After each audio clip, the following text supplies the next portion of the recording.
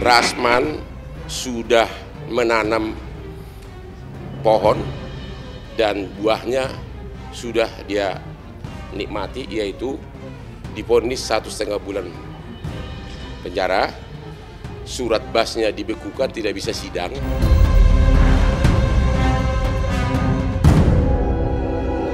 Kalau saya sih, keinginan saya harus banding.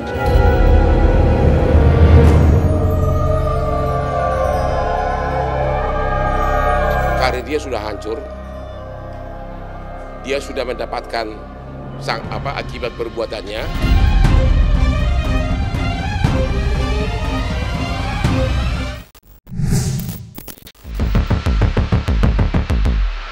Kasus hukum yang melibatkan Rasman Arief Nasution dan Hotman Paris akhirnya mencapai putusan.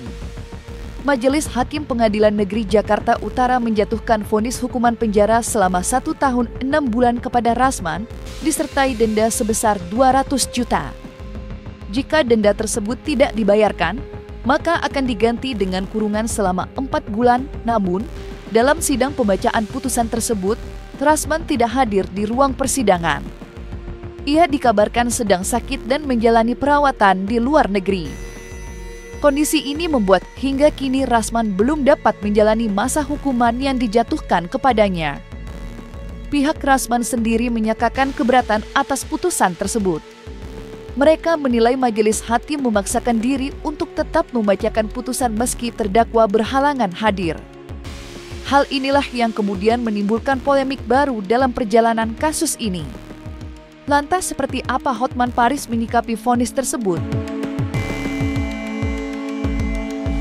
Telah terbukti secara sah dan meyakinkan bersalah melakukan tindak pidana bersama-sama dengan sengaja dan tanpa hak mentransmisikan dan atau membuat dapat diaksesnya informasi elektronik dan atau dokumen elektronik yang memiliki muatan penghinaan dan atau pencemaran nama baik secara berlanjut dan bersama-sama melakukan fitnah, menjatuhkan pidana kepada terdakwa. Oleh karena itu, dengan pidana penjara selama 1 tahun dan 6 bulan. 3. Menjatuhkan pula pidana denda kepada terdakwa sebesar 200 juta rupiah dengan ketentuan apabila denda tersebut tidak dibayar, maka diganti dengan pidana kurungan selama 4 bulan. Saat ini, klien kami ini, Dr. Rasman Arief ini kan masih di dalam proses perawatan atas penyakit yang dialami saat ini, itu di Penang ya. Rasman sudah menanam pohon dan buahnya sudah dia nikmati, yaitu divonis 1,5 bulan penjara, surat basnya dibekukan, tidak bisa sidang. Pasal 214 KUH Pidana dan Undang-Undang Pokok Kekuasaan Kehakiman menyatakan bahwa putusan dapat dibacakan meskipun terdakwa tidak hadir karena pemeriksaan perkara sudah selesai. Jadi yang menyatakan itu tidak benar itu salah total. Mau sakit kayak mau apa, bodoh amat. Mau sakit mau apapun, bahwa hakim berwenang membacakan putusan apapun keadaan si terdakwa. Itu undang-undang begitu. Karena pemeriksaan perkara sudah selesai, bukti sudah selesai, pledoi sudah selesai, tuntutan sudah selesai. Jadi itu ada di 2 pasal, malah di 2 undang-undang. Sebelumnya, Rasman Arief Nasution resmi ditetapkan sebagai tersangka dalam kasus pencemaran nama baik yang dilaporkan oleh Hotman Paris. Perseteruan panas di antara 2 pengacara kondang itu bahkan kerap kali memanas, baik di dalam ruang persidangan maupun di luar sidang, sehingga menjadi perhatian publik. Setelah melalui proses panjang, pada Selasa, 30 September 2025, Majelis Hakim akhirnya menjatuhkan vonis hukuman kepada Rasman dengan pidana penjara 1 tahun 6 bulan serta denda 200 juta. Namun, putusan tersebut menimbulkan reaksi berbeda dari kedua belah pihak. Hotman Paris menilai hukuman yang dijatuhkan terlalu ringan dan tidak sebanding dengan dampak yang ia rasakan. Sebaliknya, Tim kuasa hukum Rasman masih mempertimbangkan langkah hukum selanjutnya, termasuk kemungkinan untuk mengajukan banding atas putusan tersebut. Dr. Rasman Arif Nasution ini terbukti bersalah dan untuk itu dijatuhkan hukuman 1,5 tahun penjara dan denda 200 juta rupiah. Kami sebagai kuasa hukum daripada Dr. Ran tentu sangat keberatan terhadap putusan ini. Ya menurut saya sih rendah, karena dari perbuatan dia itu di Instagram dia hampir 10 kali mengatakan Hotman itu penjahat, Hotman itu punya kelainan. Tapi dia tidak melaporkan secara perdata dan pidana, itu loh. Jadi dia itu mau pansos di Instagram dengan menghancurkan nama orang, menghina nama orang. Karena kami belum ada di sini, kami belum bisa koordinasi. Dalam ruang yang 14 hari ini diberikan waktu untuk menentukan sikap, maka di sini kami akan nanti setelah berkoordinasi dengan klien kami akan menentukan sikap apakah melakukan banding atau tidak. Tapi jelas kalau saya sih keinginan saya harus banding. Tapi ya kita lihat nanti daripada klien Dr. Ran ya. Menyadari bahwa dirinya telah divonis bersalah, Rasman Arif Nasution akhirnya angkat bicara melalui media sosial. Ia memberikan kabar terkini mengenai kondisi kesehatannya, sekaligus menegaskan bahwa saat ini dirinya masih fokus menjalani masa pemulihan atau recovery. Pernyataan tersebut sekaligus menjadi jawaban atas tudingan miring sejumlah pihak, termasuk para buzzer, yang menganggap dirinya sengaja menghindari vonis dengan alasan sakit dan memilih berada di luar negeri. Rasman menekankan bahwa apa yang dijalani bukanlah bentuk pelarian, melainkan kebutuhan medis yang memang harus ia penuhi. Saya akan beraktivitas secara perlahan untuk menstabilkan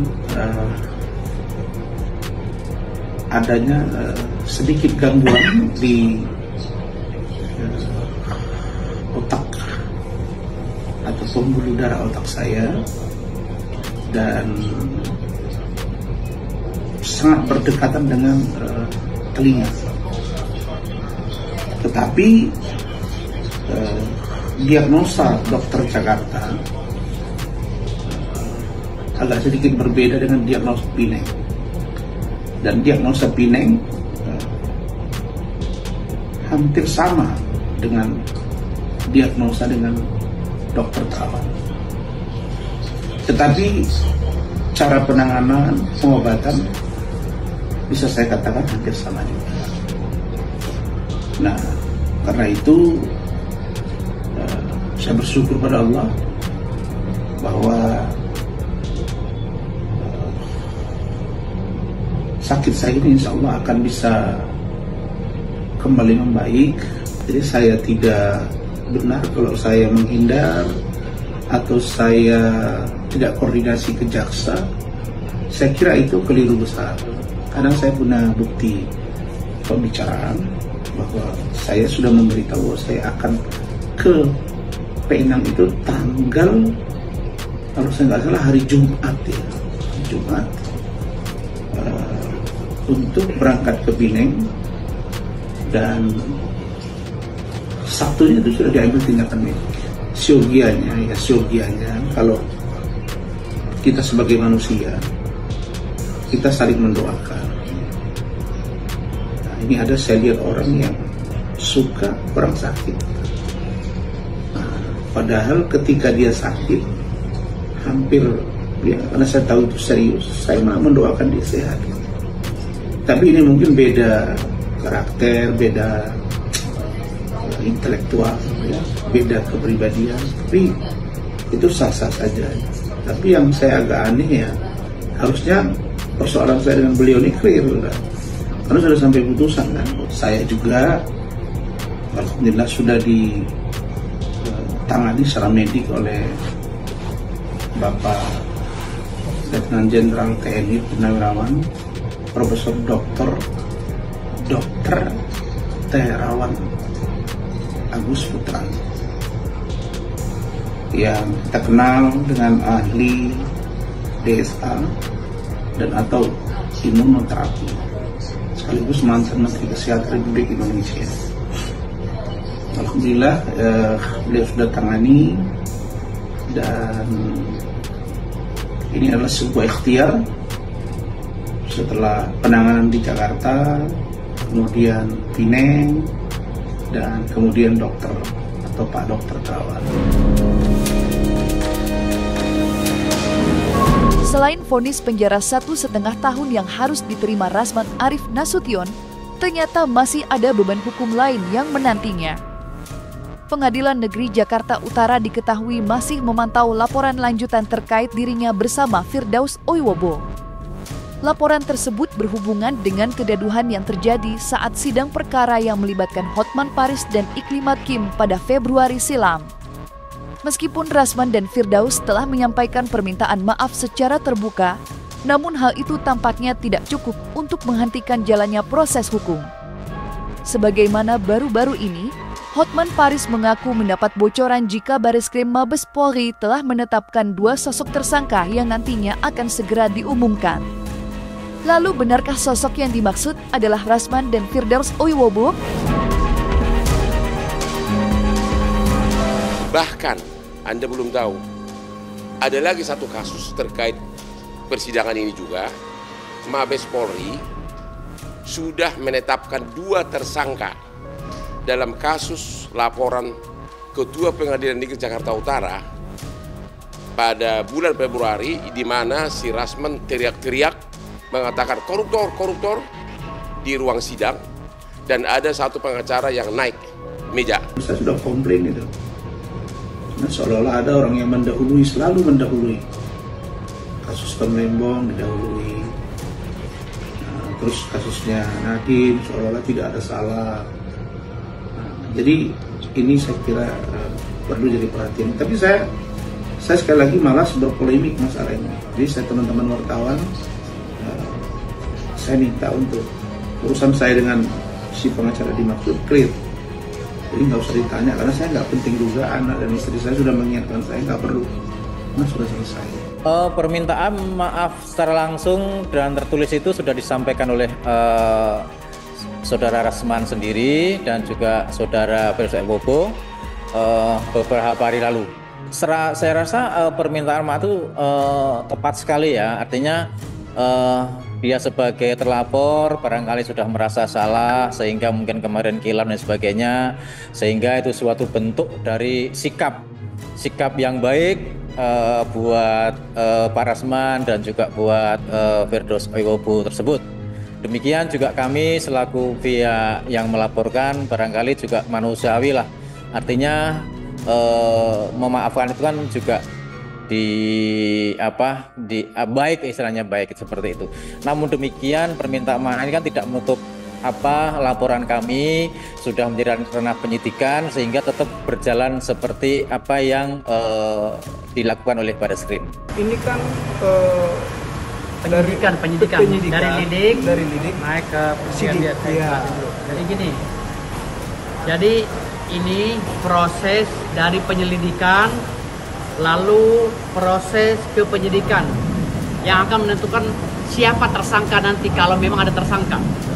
Jadi proses ini menjuru ke penyidikan, naik sidik. Jadi kalau udah naik sidik itu berarti siapa yang akan jadi tersangka di antara orang-orang yang dilaporkan ini. Apakah polisi siap mentersangkakan orang-orang ini karena peristiwa hukum di pengadilan itu? Nanti kan ada masing-masing mendalilkan. Masing-masing orang itu punya dalil. Hukum itu kita menganut sistem hukum kausalitas. Kausalitas itu artinya hukum sebab akibat. Siapa yang melakukan terlebih dahulu dan siapa yang mengakibatkan peristiwa hukum yang ada di pengadilan. Jadi akibat dari perbuatan mereka, siapa yang mendahului. Tidak membuat gaduh karena sudah didahului oleh pembuat gaduh, yaitu jaksa dan 2 orang itu, dan terutama hakim. Kalau hakimnya itu adil, nggak mungkin kami ribut. Saya punya track record di pengadilan, cari track record saya di pengadilan, tidak pernah saya cari ribut di pengadilan. Saya selama belasan tahun menjadi pengacara tidak pernah mencari ribut di pengadilan. Saya selalu santun. Kami tidak bisa menjudge hukuman apa ke depannya, tetapi ini menjadi berkas pun juga belum ya. Ini masih baru tahap awal penyelidikan dan penyidikan ya. Kita juga tidak menjudge hukuman apa. Namun demikian apa yang kami laporkan dari institusi, dari lembaga kami seperti kemarin yang sudah kami sampaikan pada saat wawancara pada hari Senin pada saat melaporkan terlapor itu. Itu sikap dari institusi kami, dari lembaga kami sudah melaksanakan apa yang diinstruksikan oleh pimpinan, sehingga itu sebagai wujud ya pembelajaran lah bagi kita semua.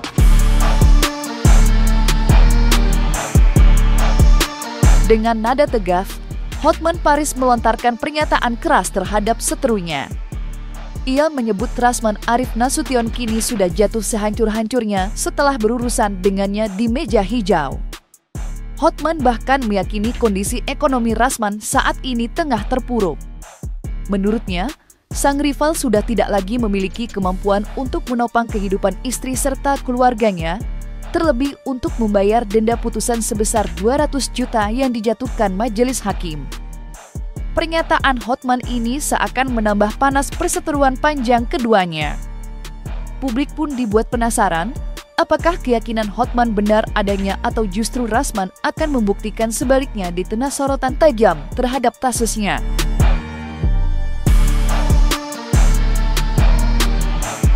Karir dia sudah hancur.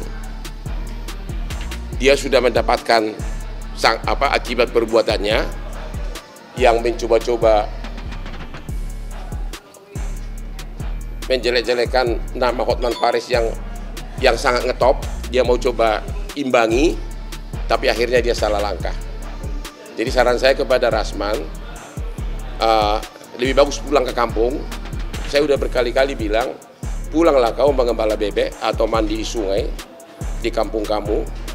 Kalau di sini siapa yang mau lagi jadi klienmu? Dan sekarang dia sudah terima hukuman yang bukan hanya hukuman pidananya yang berat, tapi adalah karir dia itu udah hancur gara-gara itu.